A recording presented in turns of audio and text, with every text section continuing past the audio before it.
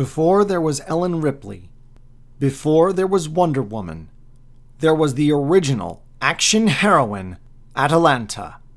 Now available at studiobrainstorm.net and Smashwords. Links in the description.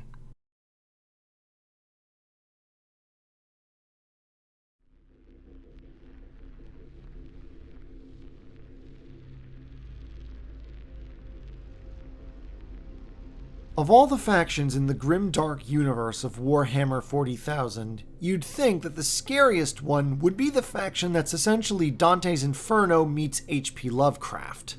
After all, not only will they kill you, but they can also torment you in innumerable, varied, and incredibly painful ways, and drive you insane in a bunch of equally varied ways.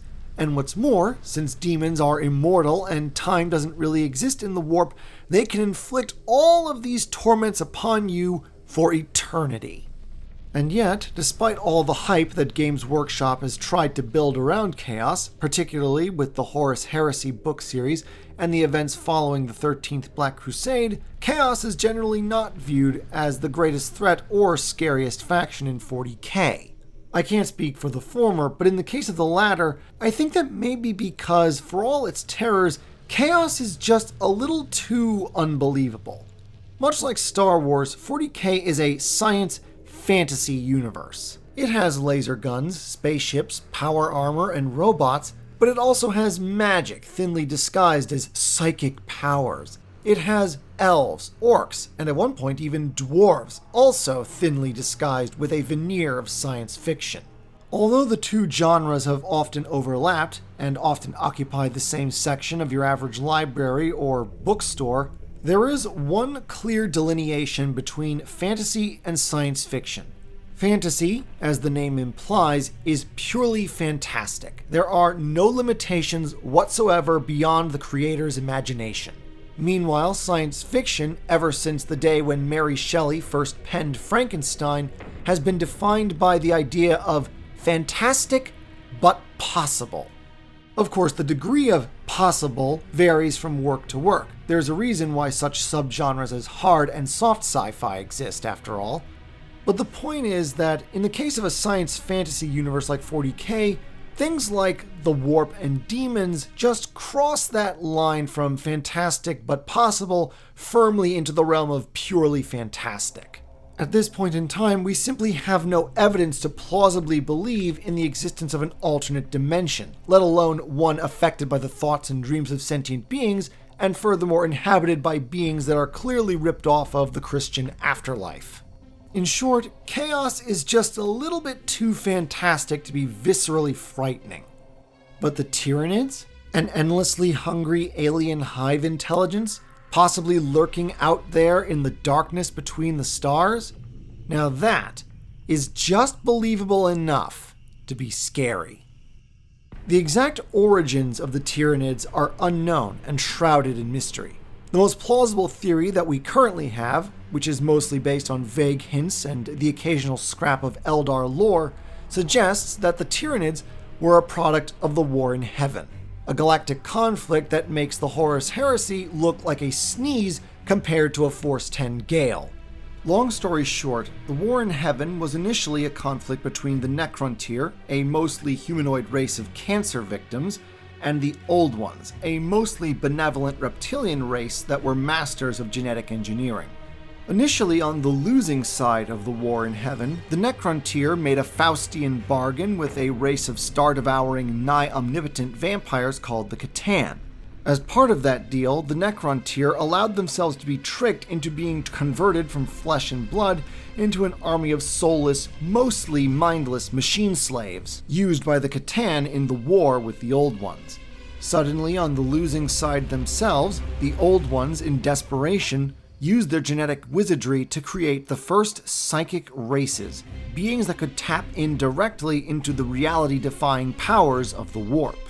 The Eldar were created mostly as precision weapons, likely meant to target the Necron leadership, those individuals among the Necrons that still retained some mind and will of their own. The Krork, the ancestors of the Greenskins, were likely created to combat the Necron legions themselves, meeting undying robotic armies and their new weapons given to them by the Catan with sheer numbers, brute strength, and ferocity. According to the Old One's origin theory, the Tyranids were created for a similar purpose to the Orcs, but with a few additional responsibilities. After their encounter with the Necrontyr, the Catan had shifted their diet from consuming stars to consuming the souls of living beings. Thus, in the same way that firefighters create a fire break by destroying all the fuel in a forest fire's path and thus starving it to death, the Tyranids may have been created to consume all biomass, and thus all living souls, within the path of the Necron armies, thus starving the Catan of their own supply of food. Guided by a collective psionic intelligence known as the Hive Mind, the Tyranids could also have served as frontline troops like the Greenskins, albeit with superior coordination, as all Tyranid bioforms, from the smallest Gaunt to the biggest Hive Tyrant, are little more than extensions of the Hive Mind's will. There is also a third potential use the Tyranids might have had. One of the few things that is known about the Old Ones is that they possessed a great reverence for life, and it is known for certain that Tyranids store, and often use, the genetic material of those beings and other life forms that they consume. The theory goes that the Old Ones had intended that when the war was over, they would use that stored genetic material to recreate the organisms and species that had been consumed, essentially repopulating the galaxy once the war was done. Of course, in 40K, a universe where happy endings are about as common as hen's teeth, things didn't quite work out as planned. The Necrons and the Catan were ultimately defeated, but not before the Old Ones had been wiped out. Rule of the galaxy would instead be inherited by the successor races the Old Ones had created, specifically the Eldar. As for the Tyranids, in a bizarre parallel to the Reapers from the Mass Effect trilogy, they would spend the next 60 million years just floating around in the darkness of the void between the galaxies. There is no reason or even hint of a reason as to why this is so, or how they ended up there. Yet, there they were, and there they waited for tens of millions of years, waited for something. As it turned out, that something was the Horus Heresy. Many were the savage and bloody battles between the traitor legions and those who remained loyal to the Emperor. One of these battles was for the control of an artifact known only as the Pharos. Originally created by the Necrons during the War in Heaven, the Pharos had originally been part of a network of various pylons constructed from Blackstone, mostly to serve as a non-warp reliant means of communication. It could also function as a navigational beacon similar to the Astronomicon, only, without having to sacrifice tens of thousands of psychers every day. By the time of the Horus Heresy, only the one pylon remained on the world of Sotha, then part of the realm of Ultramar. Given that the galaxy was at the time being plagued by the Ruin Storm, a massive warp storm used by sorcery to try and keep the loyalist forces of the Imperium divided from one another, Sotha and the Pharos became an objective whose ownership was hotly contested by both loyalists and traitors. Ultimately, to deny the Pharos to the traitors, the loyalists destroyed the Great Pylon by causing it to overload. Unfortunately, this explosion caused a massive outburst of energy. This mostly psychic shockwave was powerful enough to reach beyond the realms of the Milky Way into the interstellar void. And there, the Tyranids sensed it. To the hive mind that governed the Tyranids, such a powerful outburst of psychic energy meant living souls. Living souls meant biomass, and biomass meant food.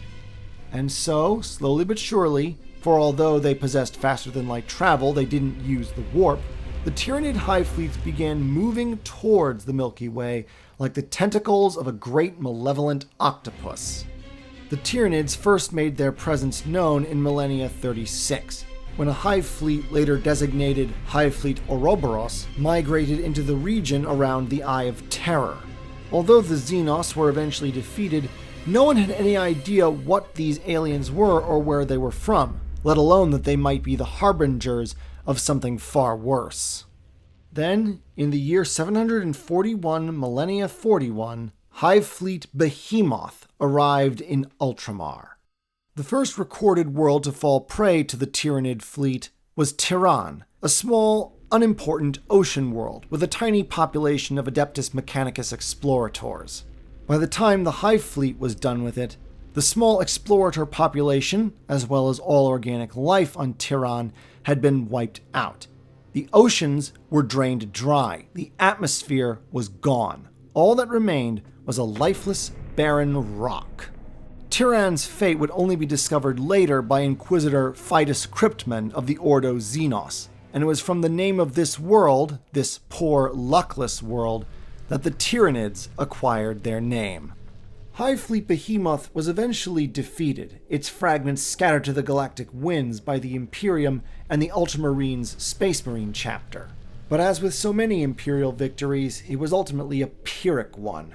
Many worlds had been scoured of life, their populations harvested to feed the Hive Fleet, and even reduced to tiny fragments, the remnants of Hive Fleet Behemoth would plague the neighboring worlds of Ultramar for years to come.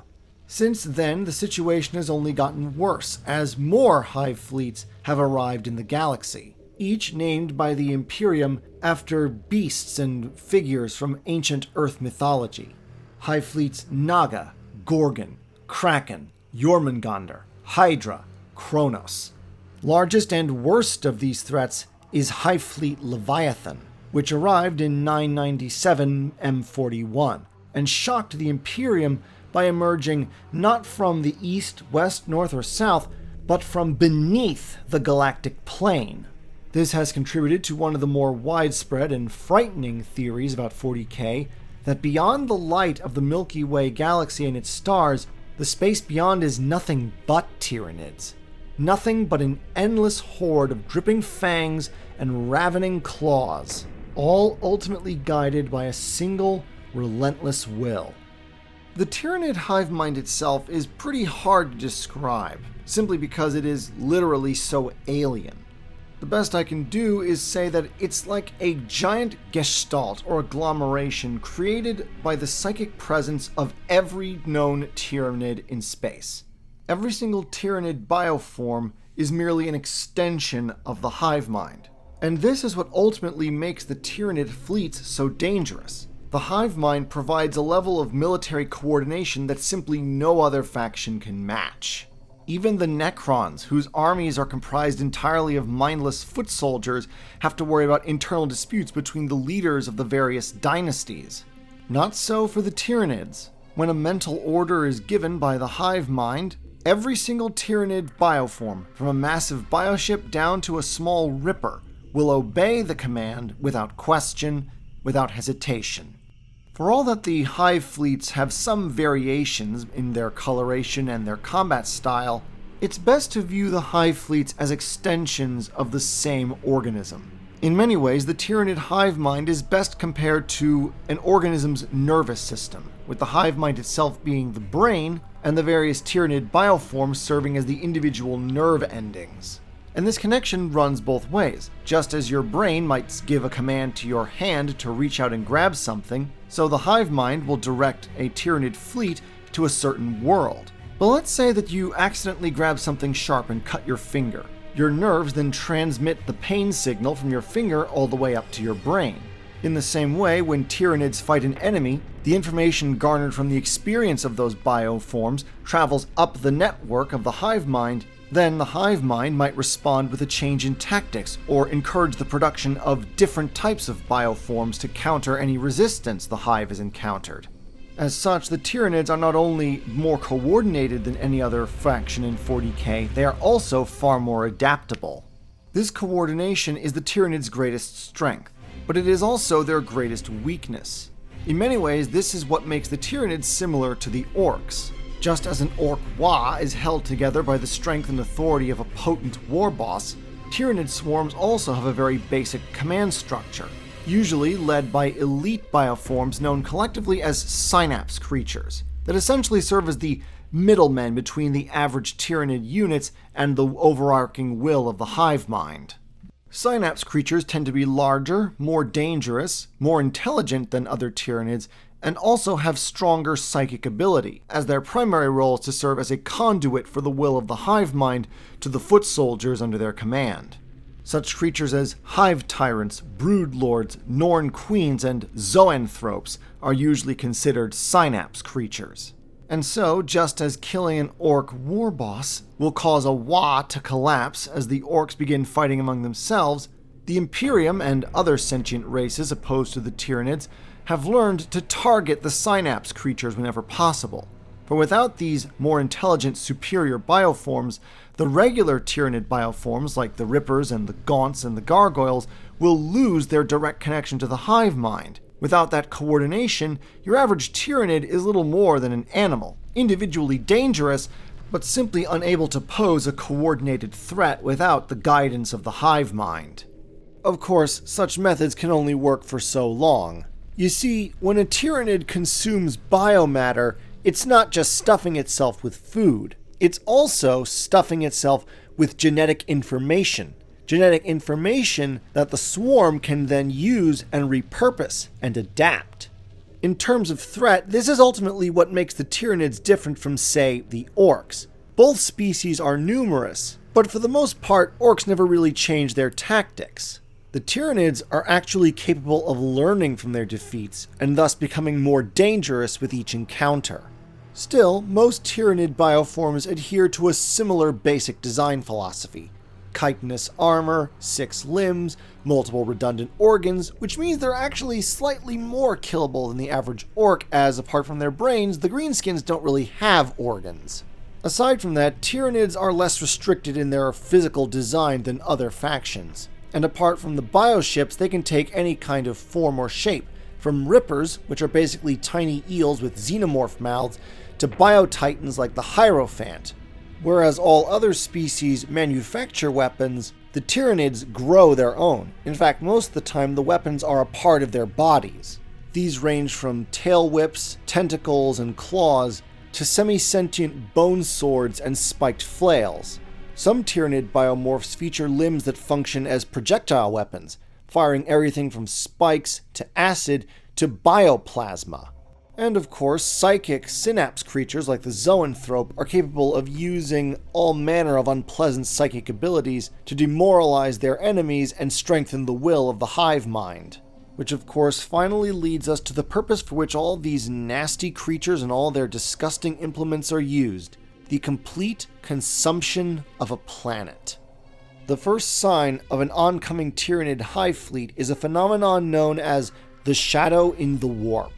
Unlike almost every other faction, the Tyranids do not use warp travel to move from system to system. Instead, they rely on the Narval, a specific type of Tyranid bioship that essentially acts as a guidance system for the Hive fleet. By means that Black Library and Games Workshop in general simply haven't bothered to explain, the Narval is able to detect a planetary system from even light years away, and then somehow use that system's own gravity to create a compressed corridor of space. While not as fast as warp travel, it does allow the Tyranid-Hive fleet to cover great distances in a brief amount of time, and in many ways it's safer and more reliable, especially since the alternative is literally risking your life and sanity by jumping in and out of hell. As the Hive fleet approaches its target system, it begins to output immense amounts of psychic energy, and this is what causes the shadow in the warp. Essentially a kind of psychic blanket interference. Warp travel in and out of the target system ranges from difficult to nearly impossible. Ordinary citizens suffer terrible nightmares. Anyone with psychic abilities begins suffering anything from severe headaches to bleeding eyes to unconsciousness. Astropaths can no longer send psychic messages. All psychic phenomenon is effectively blocked. In this way, the system cannot use psychic powers either to defend themselves or call for help. The next stage follows before the Hive fleet's arrival, when mycetic spores, essentially living armored drop pods, begin falling through the atmosphere and onto the planet's surface. Unless the spores are swiftly destroyed, they immediately begin distributing their payloads. The initial contingent will usually be comprised of a leading synapse creature overseeing a group of mostly reconnaissance biomorphs, like Rippers, Gene Stealers, and Lictors. If left unchecked, the Tyranid population will continue to expand, eventually reaching a maximum rate of doubling its population every 2.5 days. All the while, the Tyranids will be consuming all local flora and fauna, using the DNA to adapt their bioforms to local conditions. When the Hive Fleet proper finally arrives, the shadow of the warp effect has effectively cut off the entire planet from any psychic contact. Any ships attempting to flee the system will immediately be chased down and consumed by the bioships of the fleet. By this point, the swarms will have already overrun any defenders the planet might have mustered. At this point, all that remains is for the Hive Fleet to process the planet. Vast swarms of Tyranid biomorphs descend upon the now helpless world, for no other purpose than to consume every last scrap of biomass that they can fit into their jaws. By this point, the Tyranids will have set up digestive pools for the purpose of processing all that biomatter, and ships in low orbit will have extended giant tubes called capillary towers into the digestive pools to absorb all that biomass directly into the ships of the Hive Fleet. Initially, the Tyranids will regurgitate all their consumed biomass into the digestive pools, but once all that has been done, the Tyranids then throw themselves into the digestive pools, their own biomass being reconstituted to serve the Hive Fleet. Having now consumed all organic matter on the planet, the Hive Fleet then sends in smaller bioships to begin sucking up the planet's atmosphere. As atmospheric pressure decreases, any bodies of water on the planet immediately begin boiling into steam, which is also absorbed by the Hive Fleet. The sudden mass evaporation of the oceans results in a massive increase in tectonic activity. By the time the Hive Fleet is ready to leave, the luckless planet will have been consumed by volcanic eruptions and massive earthquakes. Eventually, either because the luckless world managed to get a distress call off in time, or simply because they've fallen out of communication, the Imperium will send forces to investigate. By the time they arrive, the Hive Fleet is gone, and all that remains is a barren, lifeless rock. It's a situation that the various races and factions of the galaxy have become all too familiar with, particularly as the Hive Fleets continue to encroach further and further into the Milky Way, and the number of Tyranids only seems to grow. For the Imperium and the Tau, the Tyranids are the ultimate material threat to their existence. The Eldar are slightly better off, as their craft worlds allow them to be constantly on the move, and the Dark Eldar can simply take refuge within the Webway, although in recent years even that is no longer a safe haven for them from the Great Devourer, as the Eldar like to call the Tyranids. As for the Orcs, the Tyranids are another incredibly fun enemy to fight, and unlike the Humies, the Pointy-Ears, or the Blueberries, the Tyranids usually don't run away, which means more fighting and more fun. The only factions that the Tyranids seem to actively avoid are the Necrons, because after all, they are robots and thus no biomass, and Chaos, because again, demons aren't made from matter, but from the stuff of the warp. The Necrons, being essentially 40K's version of the grumpy old men demanding that the kids get off their lawn, simply view the Tyranids as yet another filthy race of organics to be wiped out.